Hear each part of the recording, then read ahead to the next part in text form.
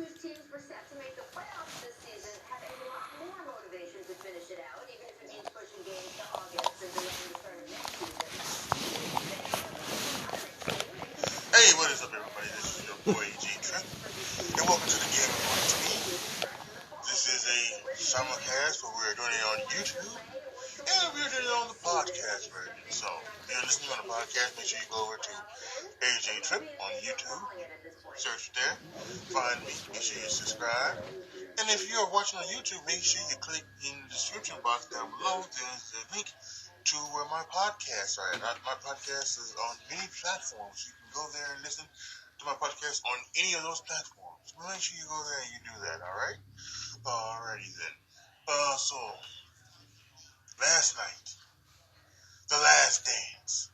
It was supposed to be in June during the NBA Finals. However, because of COVID-19, we have,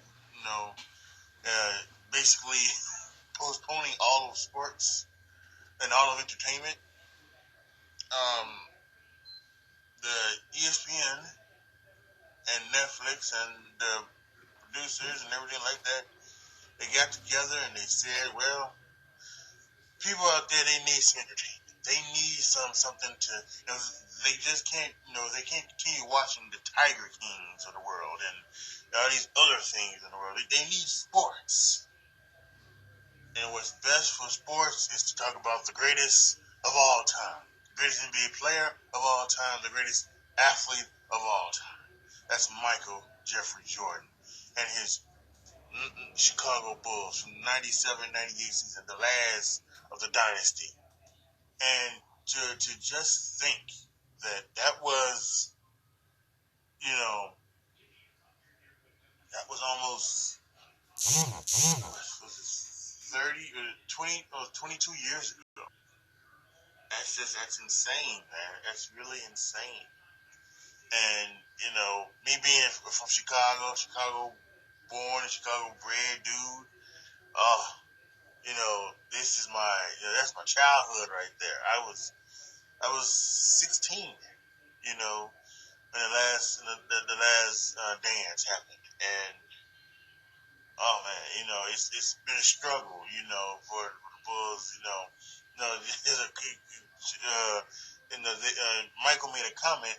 He made it the 96-97 season where he kind of said, "Well, listen, the Bulls, because they wanted to, they wanted to try to, they were thinking about actually wanting to rebuild after that season. They wanted to rebuild after that season, and they said, listen, if you, but if you do that and you do this, this ain't gonna happen, So they finally decided on, well, let's go ahead and let's go for one last ride. And so it was fantastic stuff. We knew this was gonna be good, but we didn't know. And I think one of the best things about this is that we're talking about the 97-98 team, but we're also going back in time. We're going back in time. We're just talking about a lot of the things that would happen on in the past, And we have so much stuff to get to. I'm trying to get through all of it. I'm probably gonna be jumping around because of my thoughts, but you knew this was gonna be good. The first 2 episodes proved it, and it was just. I cannot wait for the next 4 weeks. We're going to get 2 episodes a week for all 10 episodes, and it is going to be so good. So good. So good. So we're going to talk about a lot of things here. So we went back, we talked about the back in time to the early Bulls, when the 70s, late 70s, early 80s, when they were not good, they were not getting traction in Chicago, and there wasn't really a fandom because the Bulls were so bad, and they were, and it was a hard time, being in Chicago, because you had the Bears, who were, it's Bears town. The Bears are number one. the North Siders are Cub fans, South Siders are Sox fans. There was hockey back then in Chicago was pretty, it was pretty decent. It was better. At least it was better than the Bulls, obviously. The Bulls were just not drawing traction at all. And then we had the great draft of 1984, and it's wild because that 84 draft is a pretty darn good draft. I think Charles Barkley came out in that draft. Many others came out in that draft. But when you talk about that draft, you talk about the first three. Houston had the number one pick. They took Hakeem Olajuwon. That was it. Portland Trail Blazers had the number 2 pick. Now they had Clyde Drexler at shooting guard. So the GM was like, well, listen, you got Clyde Drexler at shooting guard.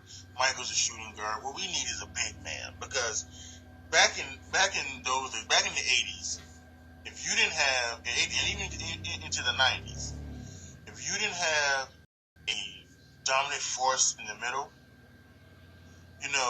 you wasn't winning anything. You wasn't going to win anything for the most part. You needed a big man in the middle. And they had their shooting guard, who was Clyde Drexler, who was excellent in Portland. So they were going to go with Sam Bowie. And that leaves Chicago at number 3 for Michael Jordan.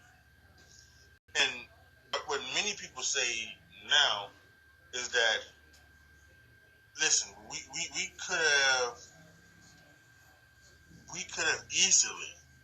have easily moved Clyde to the 3, and Jordan played shooting guard, or vice versa, or even play them both in the backcourt. Because Michael could have played point guard.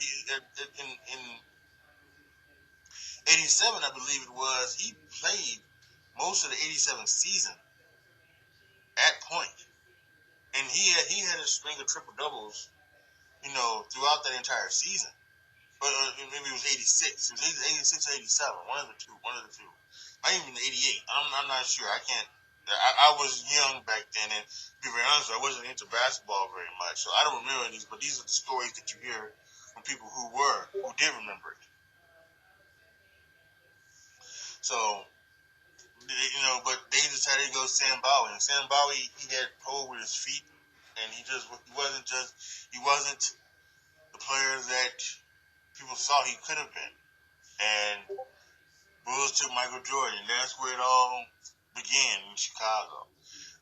Very funny story they talk about when Michael got there.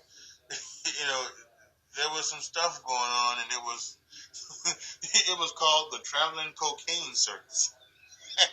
Michael said, I never heard of that. But he did tell the story where it was like, I guess they were on the road, I guess, and he was looking for everybody, and he knocked on the door, and he heard people shh, and the voice said, "Who is it?" He said, "It's MJ." He said, "Oh, it's a rookie. So they let Michael in.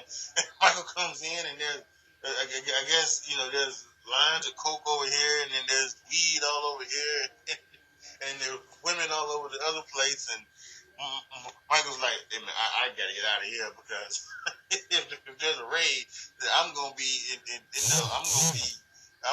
taken down, because I'm accessory. So he left, but and rightfully so. That's what it's good. See, Michael was already thinking about that's his future. I love that about Mike. One of his ways to go. He was like, listen, I ain't gonna be stuck in here. So he was already from his rookie year. He had already been a loner. So yeah, those were not his vices. His vices are other things: golf and gambling and a little bit of both, right? So just some great stuff there. He has to talk about him back in his college days in UNC. Talked about him being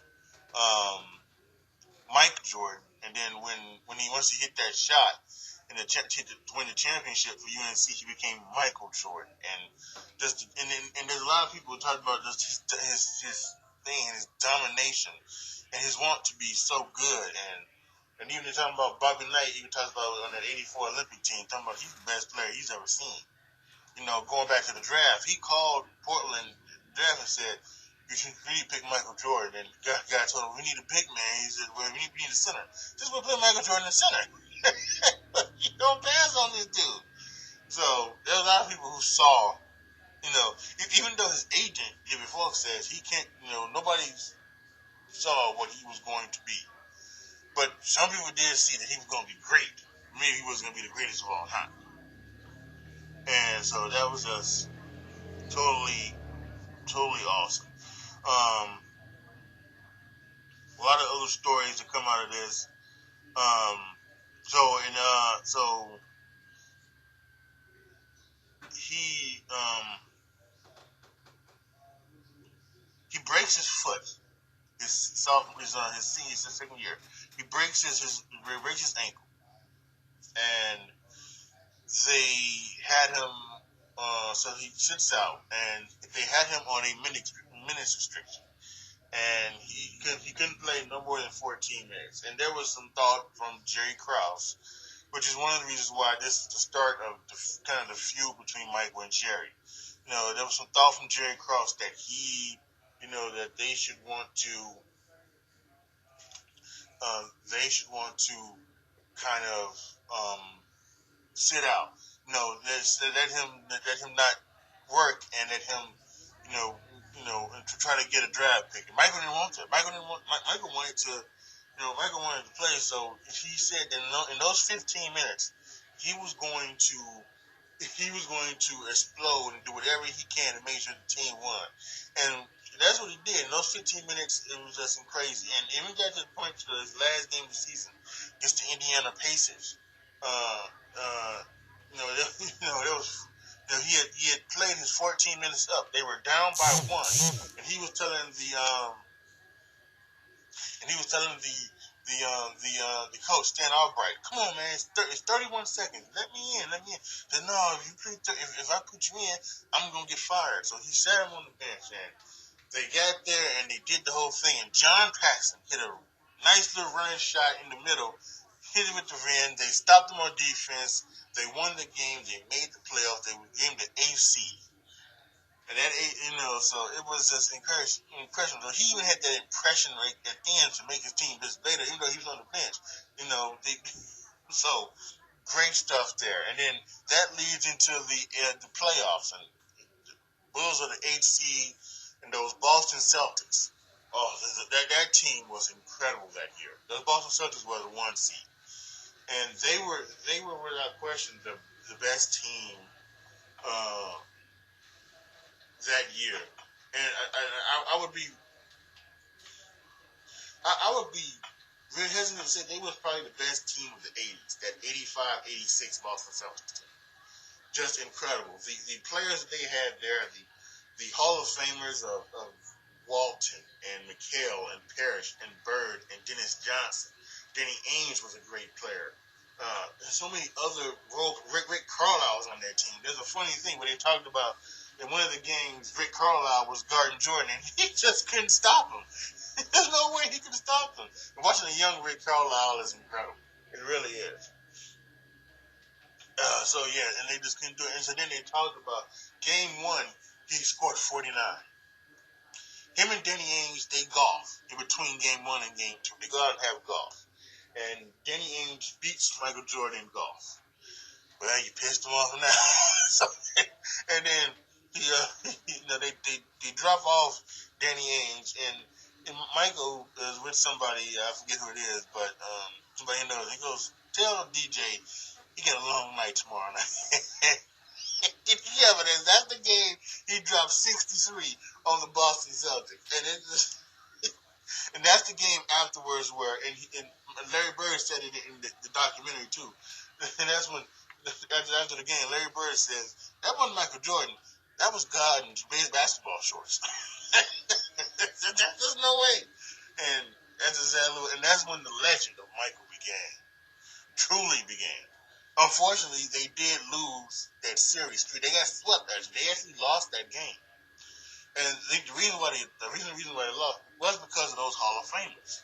They had Parrish, McHale, and Bird. They were so good. Johnson and Ainge were so good. Watson, even though he wasn't the player he was in high school or early in his career with the Portland Trailblazers, he was still a very capable six man off the bench. And Michael was just Michael. And but he didn't have the help at that time. And that's actually when they decided after that season, after that playoff series, they decided to try to do things to try to put more things around Michael. They did. Jerry Krause decided to do things like he drafted Horace Grant and he made a draft day trade for Scottie Pippen. Scottie was originally drafted by Seattle. Bulls drafted Odin Palonese. They made a draft day trade. Excuse me. And so then they got Horace and Scottie. They traded Charles Oakley, who was Michael's protector. He was Michael's protector. They traded Charles Oakley to the Knicks for Bill Cartwright.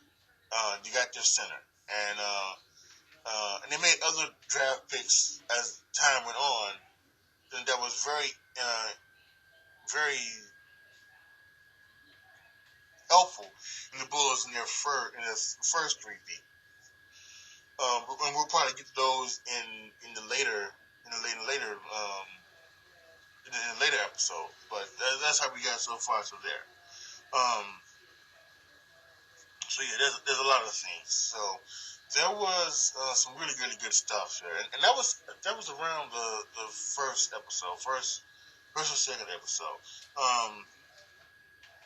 First episode. The second episode was mostly about Scottie. Because in 1997, 1988, Scottie had foot surgery.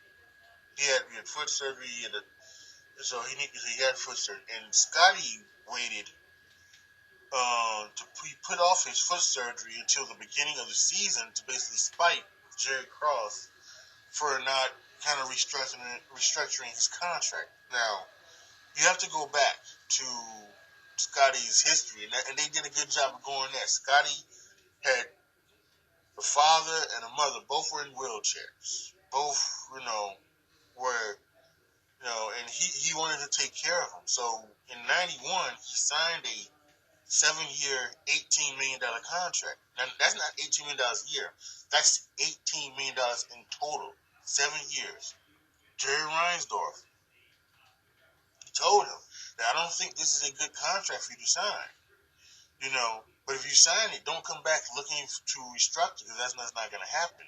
He told him that. But because of his family issues at home with his father and his mother, he wanted to make sure that he had the money for them to take care of them. So he signed a 7-year, $18 million contract. And obviously, when he was back in 97, 98, he was underpaid. He was the sixth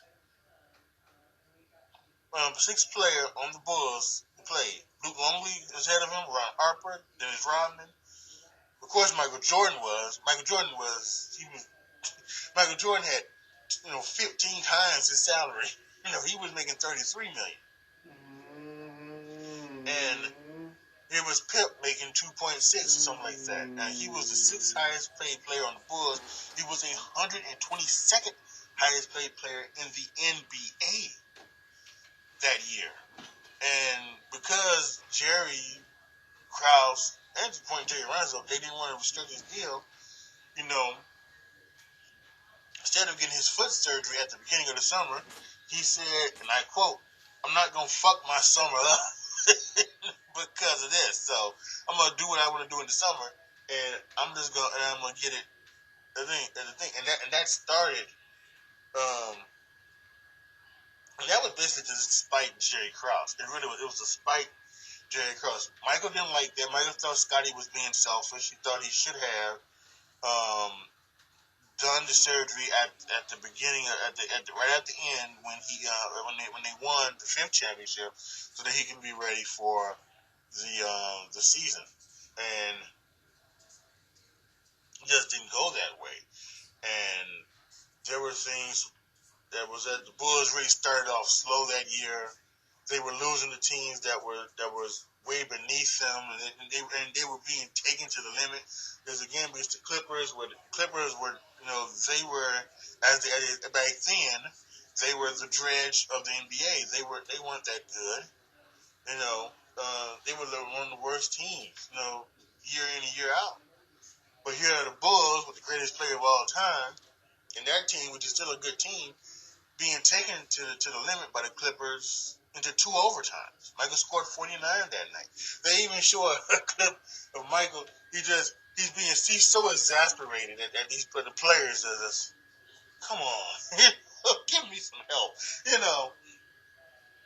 And so then apparently at some point Scotty says, "I don't want to play for the Bulls anymore. Trade me." And he makes a trade request, and they talk about Scotty and what he wants to be traded and everything like that, and how he felt.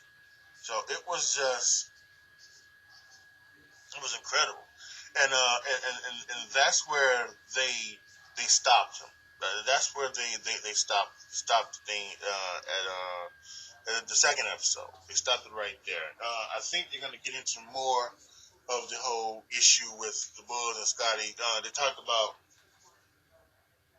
You saw a preview of it, but it's going to be about the Pistons and the Bulls getting past the Pistons. I think they're going to go into more of that in the next 2 episodes next week. But yeah, this started off to be a fantastic first night for this one. A couple other things here. Apparently, Jerry Krause told Phil Jackson at the start of the thing that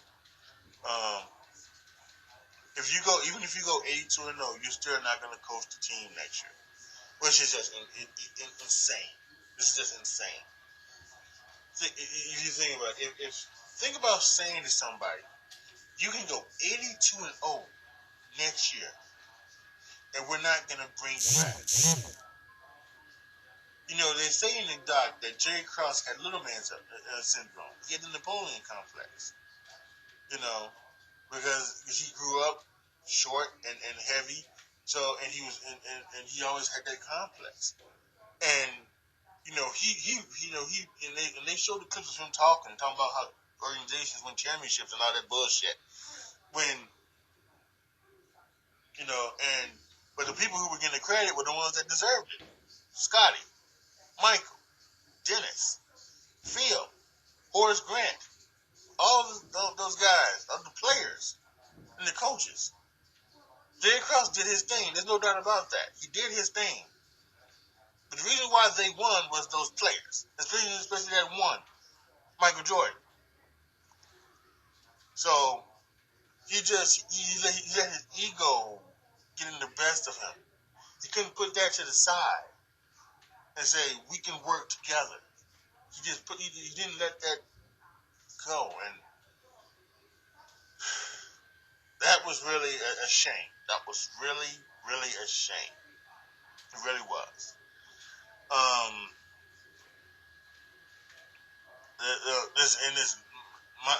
Michael and Scotty, they did not like Jerry Krause. They really didn't. They always make fun of him. They talked about it. They used to call him Crumbs because he eat a muffin or something like that, and the crumbs would be on his shirt, so they call him Crumbs. There's a bunch of fat jokes and a bunch of short jokes that are just, my goodness gracious, it's just incredible, and there's not a lot of sympathy for Jerry Krause. There really isn't. I watched it today. Stephen A. didn't have a lot of sympathy for him. Last night on Twitter, a lot of people didn't have sympathy for him because he broke up the dynasty for no reason other than his own selfish ego. But it does feel bad that, he is not here to explain himself. I think that's the thing, I think that's why, and that's and Max Kellerman said that us today. He said that he just wishes that that he doesn't wish, but he just feels bad for Jerry Krause. He's not here to express himself, because I do think that if Jerry Krause was here, he probably would admit that he did things wrong. He probably would admit that he did things wrong with that team. He really did, and he should not have been so egocentric. He shouldn't have been so wanting of wanting to, make, rebuild, and everything like that. So it's not good. So, and I think the last takeaway, I've got a lot of things down here. Oh yeah, so they also show it like in the first episode. They go about to the beginning of the beginning of the like 97, 98 season, the preseason, and the Bulls are in Paris.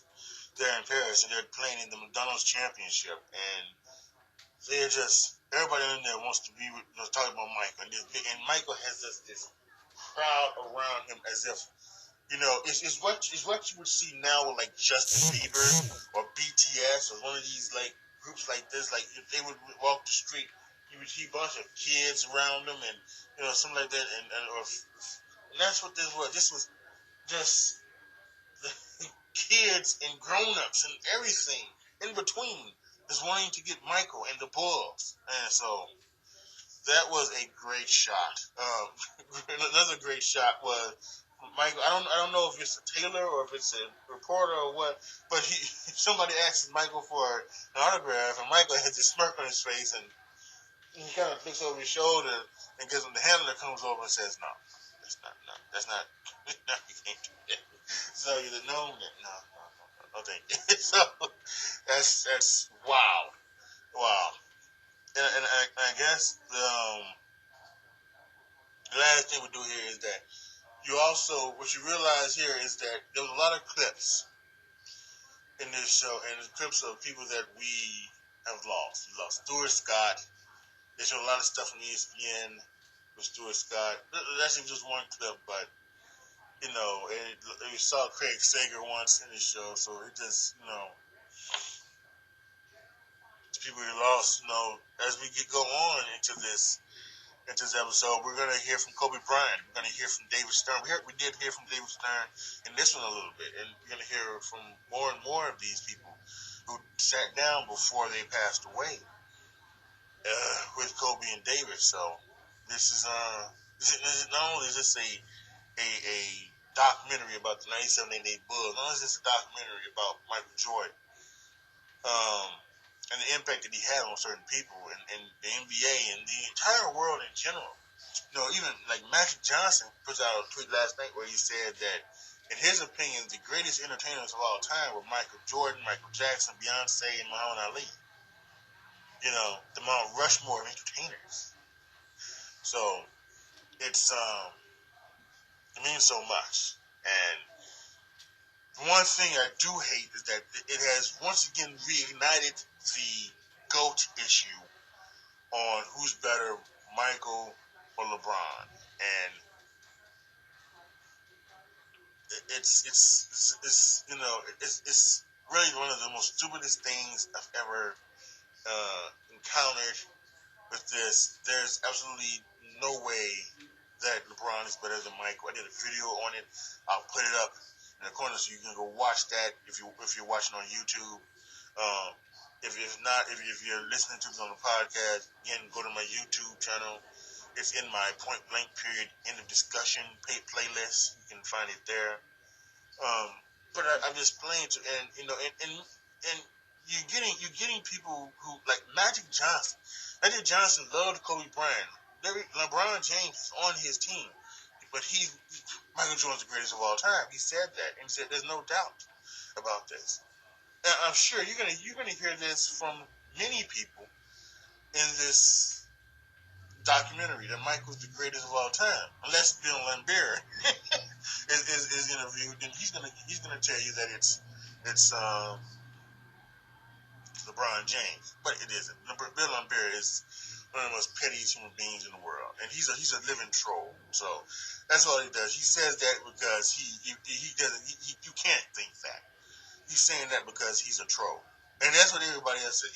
Anybody, anybody who's really saying that LeBron James is better than Michael Jordan is being a troll. They're trolling you, but they want to get you fired up and riled up.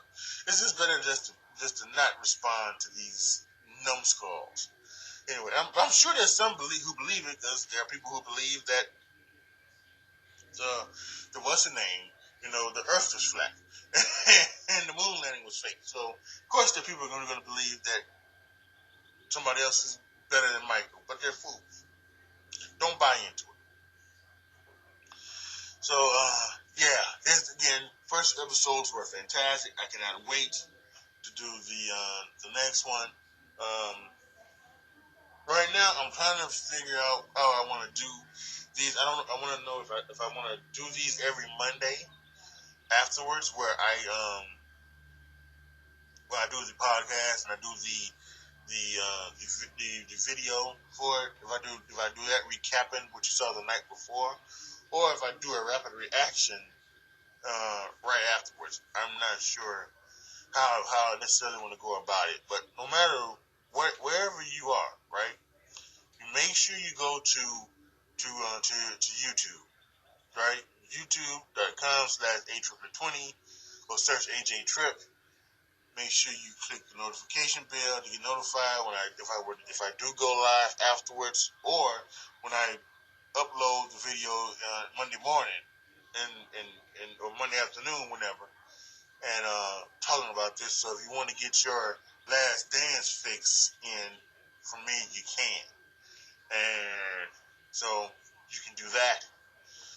And of course, I'll be uploading the audio to my podcast. You make sure you go to the podcast. Again, if you're watching on YouTube, link is in the description box down below, as well as